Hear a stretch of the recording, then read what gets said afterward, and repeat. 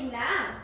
மல்லிப்பூ இருக்கா, முல்லைப்பூ இருக்கா, ஜாதிப்பூ இருக்கா, ஏன் குஷ்பூ கூட இருக்கான். ஆனா நீங்க கேட்ட சங்குப்பூ மட்டும் எங்கேயுமே கிடைக்கல. கடல்லே இல்லையா? சங்குப்பூ இல்லைன்னா அதே பெனிஃபிட்ஸ் உள்ள ஒரு பொருள் நம்ம வீட்லயே இருக்கு, அதை வச்சு டீ பண்ணுவோம். இன்ஸ்டாகிராம்ல ரொம்ப ட்ரெண்டிங்கா வந்து அந்த சங்குப்பூ டீ வந்து போயிட்டு இருக்குது. பட் அதே பெனிஃபிட்ஸ் உள்ள ஒரு பொருள் நம்ம வீட்ல எல்லார்கிட்டயுமே இருக்கும். அதுதான் வந்து பாத்தீங்கன்னா இந்த வர கொத்தமல்லி வந்து நம்ம கிட்ட இருக்கும். ஸோ இதை வச்சு எப்படி டீ போடுறதுன்னு நான் சொல்றேன். டேபிள் ஸ்பூன் அளவுக்கு வந்து நம்ம கொத்தமல்லி வந்து ஆட் பண்ணிக்கணும்.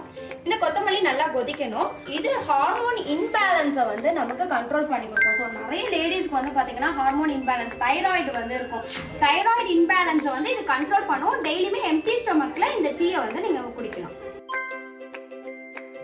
ஸோ இந்த வடிகட்டினதுல ஒரு ஸ்பூன் ஹனி ஆர் வந்து நாட்டு சக்கரை யூஸ் பண்ணி நீங்கள் வந்து இந்த டீ டெய்லியுமே குடிச்சிங்க அப்படின்னா ஹார்மோன் இன்பேலன்ஸ் எல்லாமே உங்களுக்கு வந்து கிளியர் ஆகிடும்.